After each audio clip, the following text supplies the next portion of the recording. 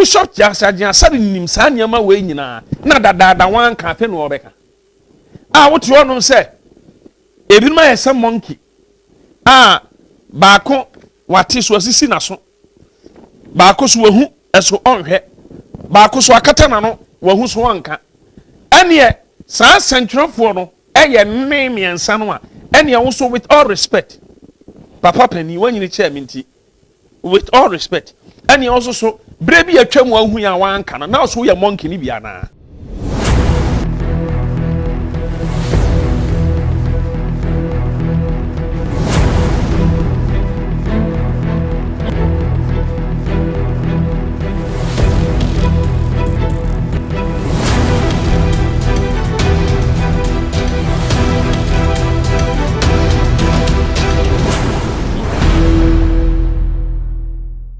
Daddy, I'm someone Bishop Charles Adinasari.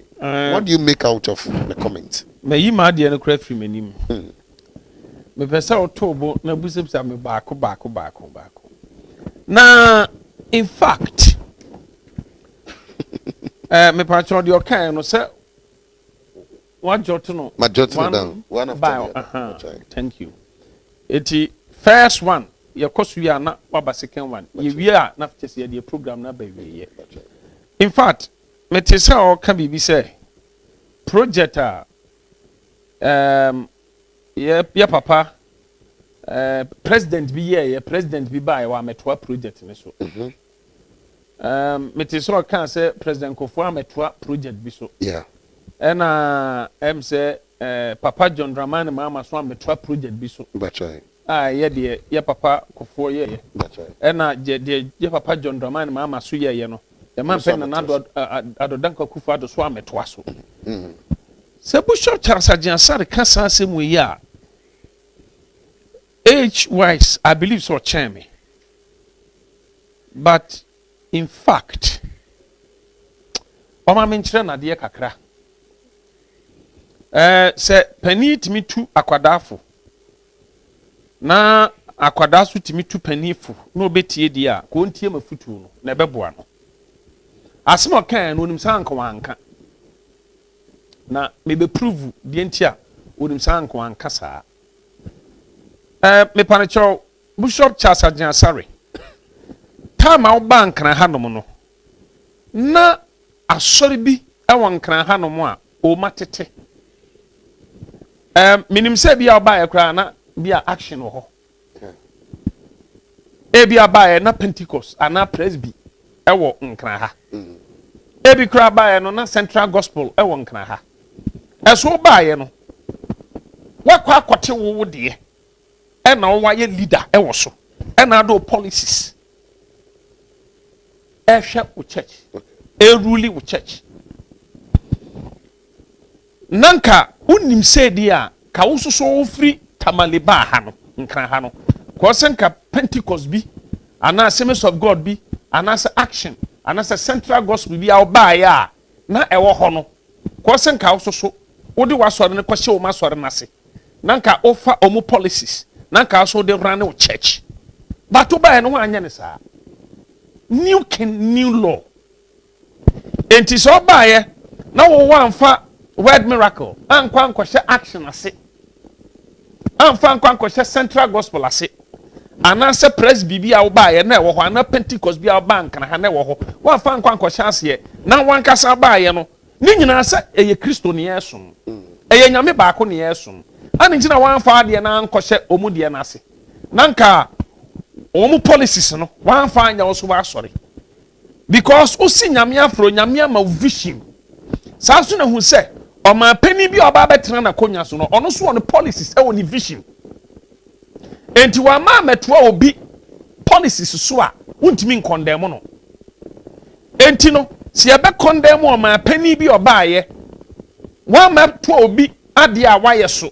no ye ono no de a eni also Charles Bishop Agyasare ososo no osi e condemn because so ba ye no wan fo asori ankwa ankwhye Pentecost ase antoa so anfa Pentecost policies anfa anye wasori minim say me point na me make no I believe say tiefo nyina ebetima because me also bempa nyame frɛ me o ma mani so ade hunu te me baaye nkran ha beti asore man fa nkɔhya asore bi ase me de kɔhya asore bi ase anka so ne policies ɛna nka ebe control me enti Bishop Charles Agyinasare wo baaye no adentina Pentecost won nkran ha wo beto ye Presby won nkran ha Methodist won nkran ha abili so baaye kra na action ha na Central Gospel wa ha adentina wo so wan fa Word Miracle na nkɔhya action ase nanka Archbishop Nicholas Duncan Williams anya head na wan fa the policies amount said ji na ni nyina ye Kristosom ye worship one God enti we ni me policies ti agent ji na so farane church na obaye no wa betiji aba be hyemase no na wo de otiye no wa ye leader ana uru wo de ana Archbishop so eru ni de Dr. Mensota be so uru ni de enti se President Kufuor be rule ni de na ya Papa John Dramani mama be rule ni de na ya man penny na Dan Kwakufa do so rule ni de what is your problem? Because you see new law onyame etimi frɛ ohini bi ema ne man no onyame afro difo bi na attach no onyame akyerɛ ohene ne de onye ɛso apam a na da Saul ene onyame ntem ene so apam a na da David ene onyame ntem na ni nyina nya apam koro eno nti Bishop Charles Agyinasare me correcto me paachew said ya wo bank na ha na ma wan fa wasori ankɔhye nsɔre na aba beto ye na se no men ka se president bia betena konwa so enti wo sen ko toa project bia na president bi so wo ba na church bi e wo ho no menu so a project adentina wan fa wo church ankɔhye ase na antoa so na wonko a wate wo nti wo ye bi na se o man pani bi su ye bia adentina wo condemn no osofo point number 2 Bishop Charles Agyinasare nim sa nyama we nyina na dada wan ka fe no obeka wotu ono se ebi ma yesa monkey baako wate so asisi na so baako so wahu eso onhwe baako so akata na no wahu so wanka ene saa centralfo no eye mmemiensa no a ene wo so with all respect papa pani wanyini chairman with all respect and also so brebi atwam wahu ya wanka na so ya monkey ni bia na because amamwo bi baaye no so wankasa dumse man tesa obeka ho asem won kan kurum ha enema pii na nkoye Bishop Charles Agyinasare ya Papa John Dramani mama mamuo mu no niema pii nkoye wa meka da eti satam no na sabi ene wu fresh central for so mu ya monkeys no etu so satam na o ye de en ebia ya pani timi yusu sa word ne ma but me kotu wankasa west so the monkey I am faton dia kire obi dia then papa atade a opam de share centrofo no wa hye bi do mpabo a wo de ahye asofo bi nei wo soso wa hye bi do wo se se asofo ni bi ono a omu hu kura no a omu nka na ase omu hye nkom efa de obeye president ho papa me pa chaw metimi ama approve sawo wagina wasadama professor chedi obi win election da enti no enye prophecy ni bi yakwa akoto aba 2016 asofo bi omukohie mukobo mpa ma political leader bi eba na transi anointing no sa on san entwa na mamuoso na oka hu bi o papa Agyinasare na aka hu bi enti wonsoso me ka no kra kire wo se wa hyenkom afa abato ho da wahwie oil agu obi so se onsan to na mamuo so da ba wo ye no kukuam ti yan hunu to mo ba abonten ba ye ne han mu ye hunu ye no en condemn mo because Pharisee no ye no kukuam eso mo ba abonten ba attack nkrofo ye no public eti papa wo ye sade abeka so ye Pharisee ni na media ni diamant na me fro papa because wanyini wo mfie mu kyeme enya nyamdwumam ene enya sunsum I respect you but enya ho ti na me fro papa e dia kyese me bu sansa wo ye pani kyeme enya se me cassette yawo wo ye pani kyeme but me pese me ma ohunu se nyansa wa akwada tirim nyansa so wo pani so tirim ti nyansa wo pani tirim no nyansa kro na bi so e wa akwada bi so tirim enti so obi ameto bibi so a wo baaye no wo so wate wasori wo fra wo general overseer o policies and was sorry at the year juma won't me for policies and concom action so mumfanya jumo and action and not central gospel and not service of God and me for policies and mrewo so far no church nka wonye because vision sa na president bia so on vision Kwame Nkrumah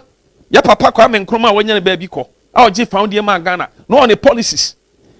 papa president Buzia a ono so wanya ne ba bi ko no ono so on the policies ya papa Kofo no ono so on the policies papa Rollins ono so on de ya papa Tamils wanya ne ba bi ko ono so on the policies sa ne ya papa Nana Addo Dankwa Akufo-Addo ono so on the policies eduru tembi krampa the same one political party eso flag bearer bia ene ne campaign message o wini no oba power ne obeye ya papa Kofo ne campaign message na different from ya papa Nana Addo Dankwa Akufo-Addo papa Rollins ne policies na different from ya papa Tamils ya papa John Dramani Mahama no so betra na konwa so ono so sesa ne ma bi ne ya papa Tamils ade ye adwuma sesa no enu ntino untimi nka nkyerɛ me sɛ obi ntoa obi die so hwɛ Ghana hanom sɛdeɛ minim sɛdeɛ politicians no mote no so obi estate no obi ba be wie a nea o starte ye no bɛka so no ɛna ye wie ye ɔn saa deɛ no even yɛhwɛ dumso yi obi anim sɛ ɛyɛ mampene Nana Addo Dankwa Akufo-Addo ɛna nyame nam no so ayi dumso afiri Ghana ɛso so NDC fo bi timi kase papa John Dramani Mahama and oyi dum so free Ghana. Eso papa John Dramani Mahama tia konwa so na dum so eye adwuma. Eso o say papa John Dramani Mahama brem and na dum so e free ho. Dum so free ho say. Ye nyina tete Ghana na ye hunu dum so. Nana Addo Dankwa Akufo-Addo ba ye and ye hunu say dum so ye free ho. Obi kra say free education kra no ya papa John Dramani Mahama and na o start to ton ho niema. Enu ntino Mimi blame politicians a omo ba omo nto ankofo bi adwuma so because so koto aso yi yenua no NDC for I know them anya se bia me cassette I know them ade no omo de asobɔ fo mu mpo na Nana Addo ebebe wi omo beka so omo no omo hwie omo nka so omo kra no omo start o omo beka so omo no omo hwie ye enti to avoid everything ya odi ama Ghana fo hunu nwuma a waye obi suba no so aye ne de na Ghana fo hunu nwuma no so aye ne ye de ato nsani ani ti no ma pani Nana Addo Dankwa Akufo-Addo ka se Ghana fue abato eduru ho mudia monhwe de John Dramani Mahama bai oyeye na monhwe de me so maye na moma ye nyuma enkasa maye na mo amonhwe ne ne nyuma so ani na monto aba ma no na oba beto obi de so a ankontimi nkasa asem no enti ya papa Ajiansare amfie mu anyini cheme e bia nyam dwuma mkura wo start yourself na me starting yourself but I'm telling you say tiasie sia wo Aaron yawo Miriam ansan yawo Moses ba nyam coupon lifti Moses man power eche Miriam ene Aaron ubetimi anyina kire obi wo age mu ba na sunsum nyame apagya ne chen wo enu nti with all respect come back again na me kote kra say yese wo se Nana Akufo-Addo gugu nkrofo nyuma ne ma pen Nana Addo Dankwa Akufo-Addo ba wo gugu banks eno so me hwe mete me pa mo kire so for Ajiansare minim se nwuma nim na wo soro kyan mi wo su bempa mintimi fa me wontoto e wo nwuma education mu mintumi eso kakra me de me kenkan me te ase ene me hwe social media anase me hwe TV a anase me te nsem ekoso Ghana nam de mani tufuma me hunie sa banks no nya Nana Addo ne gu no ene nke papa John Dramani Mahama time ena problem esi Nana Addo Dankwa Akufo-Addo baaye sankwanfa measures bia metutu yie a ankasa banks no ankofo do musika gogu ho anka ebreduru sanko obi di check akwako isika obekọ no na bank dan ni si ho esu na sika ni ho bank dan ni di si ho esu na sika eni ho ad interessant say nkrofo sika omudi akwakoto banks ho no eno na bank fo no mo hwe banks no efa sika no na omudi o mankasa personal businesses na binum di bia o mankasa personal companies profosika o omudi ababeto banks ho no eno na bank directors no empanifo ne eji na omudi yo mankasa personal businesses for their own personal interest enti banks no e collapse ya mampani Nana Addo Dankwa Akufo-Addo obatampa ohun we nyina no wose dabi ante saa obi odi ne sika akwakoto a obekọ so kwakọ isika obekọ na dan si ho na sika eni ho nyaka chen se kobra ebia na obi ewo pressure na akonya pressure na ebia obi wakoma yare na akonya heart attack because sika die ade ya pa ne se wani da osika so na obekọ na osika na wani da so no eni ho anko bi kura betimi afa ho kura ahye ne ho akonfo enti nanado obatampa se dabi mempene although o mistake omu sese mmra no omu di fine mmra de no ombedi wo bresim na emom masaso ama musika me so masene sika na eda ho nkrofo sika na ma use no me saso mo asene munyi sika we na mo nsam fansha mo bank no mu kana na entimen revive niema na enkoso na mo bank no enyina na naso osade maamo a na mo san yi sika no asan de ayamo ankasa mo personal businesses abie mo personal I mean what is all these things enti ya papa Bishop Agyasare nti ade ya make ento person chem so onim eno de ho so bo okobo o manpeni nanado so agugu nkrofo banks oya sade ya na ene na Agyasare you are not being fair to a manpeni nanado dan kwakufuado sade ya ene na chese onye straightforward person sade ya na wonka no kure me also bempa make say me catch you say me nya dead dog ni bia because se bibi koso e wan pipi mu na nya meka okay fam I am a witness omo frame me brebi busa me issues bi na koso wan pipi mu ana nya mekan e ma me bo nkrofo bi din kan madwene kire omo e wo netia MPP mekan se dia meka not masie but MPP fo ani me ho yaw because omo nim se also bempa de sa na ote ye ni ye obeka ya nye ni yesu obeka ya mampani mponim na sesia me no kasei ya mampani na adodan kwakufu ado mi hunu bone a waye a wo se me also bempa me ka ye empty wo betimi atia kwada a wonya bone osofo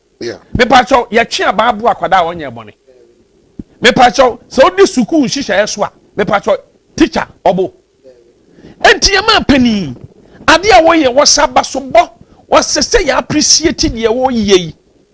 na rada no anya ofe ene edi ebiom na be ya ofe ntu pese asofo na se ye dead dogs no aniema ekoso anya kura na yabu ya ni aguso enti sese de pa na anya me osu be pa pese meka because me hu de anya o nya se mani na kata ahan ba me hu de ya man pani ya enye de me hu nyina ne se papa ne pon ho moden ona ade abechi no nama ade abechi no na kufuado betina Ghana konwa so yanhwe ayi I mean mpuntu okoso osofo yaman pani betina Ghana konwa so yanhwe mpuntu ekoso 3 years any 6 months enwuma yaman pani aye no eso chen NDC for 8 years ni nyina mom ye face fact say the obi ntimi nka so osu bempa me ya politics o because o kana sa pa de ne o sa ni pakro no ye hypocrite because the Bishop Charles Agyasare ye de ono kra de wa set down my the camera akosisi nyema so atwitwa enu o yi ro na so dem etuwe e preaching and I say politics o yi wona so dem o da be na me o su bempa mama ye yi enema bi a NDC for ye ya me fi say ye yi e wo TV so aha me ka de nyame se me nka o e bia Bishop Charles Agyasare nyame na seka e na wo ka de a me mom de I have nothing wrong about it. But me nyin tunkra se nyame be kasa a kiro se keka de o keka no. Enye nyame bia na ka kiro ho. Eye otan eye nkrofo bi na so kutupa se be keka saa because campaign yi an ye womu no. Asmo kan wan ka de papa ba ko pempa fa na akufo ado ho. Eso free education no. So o skakra na wa na wutua ma school fees awa brochire kwa obusuani bi free education no. Eso aba mfa so ama no. Wa sorry ebe bi ba ko ayi free ayi bi me wana SHS Bishop Charles Agyasare ne church members ne omoma bebre ko bi ti ade na kufu ado aye ne de wanye se MPP fo nko na free education no omu benefit you ana se kania yesisu yi ana se one district one factory ya papa John Domani mama se ohun yi me pa cho bebre wo ho o ma ye bebre na do ba enwuma a waye enano na obi dia ibi sende me schools are down cry papa nana do asisi no you have no idea. I'm telling you, I saw it. School are down pa ya papa na asisi nana do adwuma hwe sa COVID-19 bri wiase nyina ya stand still na niyama move for sikasem ho ya de yehwe project akasi nana do ye afekura no yi akwan say unam East Legon ma tokro bia mu yagu asphalt eno krom kan say sa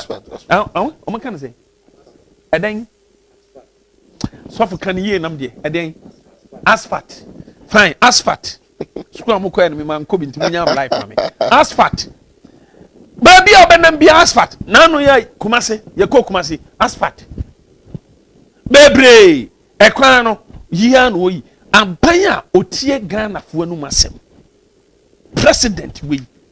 Ghana yanya ade pa na yatuna jeje mu oba onu ankasa ne diem no mom ye ne de na anye no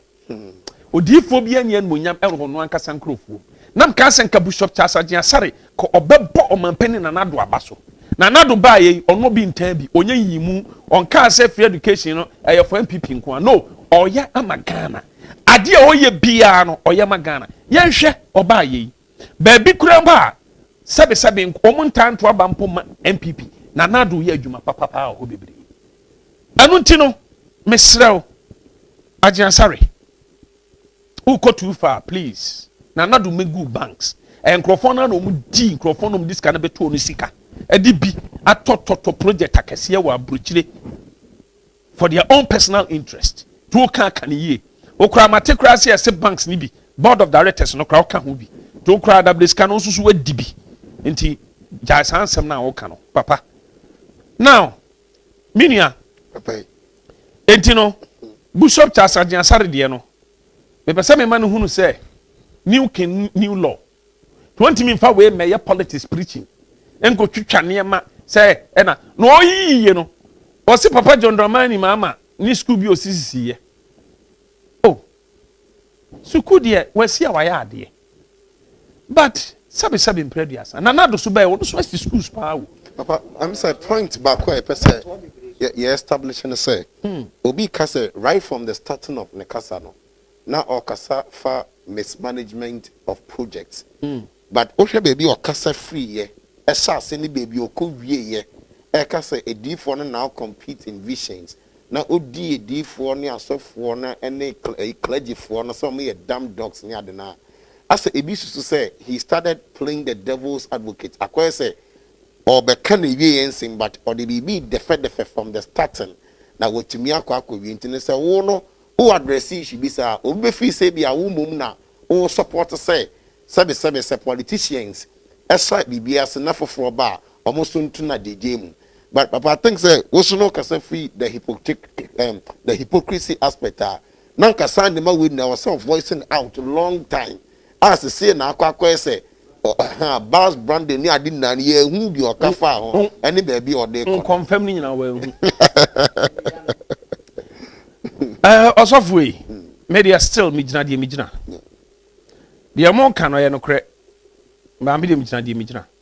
enti na me kan say to ono papa papa na okasa na Agyina Sare to person o kire me say nti sadi we hunu da fe mom no hunu that's right asema kan ye die say eyasem papa anka kanu na anu bi okay enye sesei enti na anu bi ni wan hunu afa mom no ahunu amamuo bi etwa mu no de wan hunu amamuo we mom no ahunu ya papa John Dramani mama tam no de wan hunu sa ade ye obeye ye afa mom no ahunu awo ye still me san gina de make na so say me fa no de obi adwene Bishop Charles Agyina Sare bank na ha no ena nkode na sori ko say action ase ena nkoma Archbishop papa ede ne policies man no say also gene fatwas ne nyina we are building one body we are serving one God enti twaso ena nkode action policies etwa aso word miracle na nkwa no action word miracle ena nka me fa no say ni nyina na nsori ya Uganda nyina ya kambom ni aye baako nanka eni anka commission kumeka say the all can we right Ba wo wan fo asori anko bo obi That's right. obi a be start asori wan ko to aso wo asori kura wo mkura wo te wo hu fra asori ho e na abete wo asori ana ntina wan fa gift antra wo asori ho no no wan fa anto aso amo asori na wo mu no die ntina ate wo hu fra asori ho aba be start asori sem no kwa asori o baby anko obetimi kura ate asori na nko de asori na no wo mu ni din kura to asori a ono ate no so na nka still one God. We are serving one God. But Bishop Chasaji Ansari, what asori no? Asori kura na wo mu no. Nya asori ndi na ade to wasori so. Enya asori policies e na we run no church. Why are we no one man church? No bi su ye ne de one man government a. Ade na wo kasetia. Me policies nam de me adwumo. Me ti hoi. Se me Ghana for to abama me. Eno so de me mpe. Na be Ghana president a. Project obi aye no me ba me ye me de na me nkoto aso na nipa na mega so na ye na campaign na se me de saa de na me ma ye no campaign e de awini nkrofo hata wo so no so kasa me nam start yo me na je se ya chempe dabi ya de nam nyam de na nkrofo mfantu nsani ani ne ehwa ne a wabɔ no homoden etimi de me mblemu papa kofo e na me mblemu de o ma cars ni sisi ho no although say ya Ghana sika and I waste. But I'm telling you, say, brother, I know some of Ghanaians. I know them. And I know some politicians. And I mean political parties. Because say you musumati. Okay. Inti papa, bra me de ma se me ba be si wa hai. Me mompa de me be president ya. Abra me so de president me nyebi me ko me kra me mpe. Anko bi project awaye. Me ba Meye me die na me ye wie kura ansa na matoa sa nipa ne die so. Okay. Because project kura na NDC fo nya ye no. Omo bai omo so ma ye. Eso na nya oma. Na de oma ye, omo ebe wie na ukọ wie. Ka to sa na nka. Omo de aba omo ayimu. Manifestum Green Book. Ye ne yi kwan we, ye ne yi kwan. Eso ebi kura omo starting na no ketua bi ena bi a aban bi bae no obewie komeka so omo no omo wie ye. You know these people. Ediane enyo omo dia kro omo se omo no omo no ama na ben ye. Obeko no omo ti hu di so enyo omo dia. We know them. Yes, I'm talking against them, but I'm saying fact. Thank you, Daddy.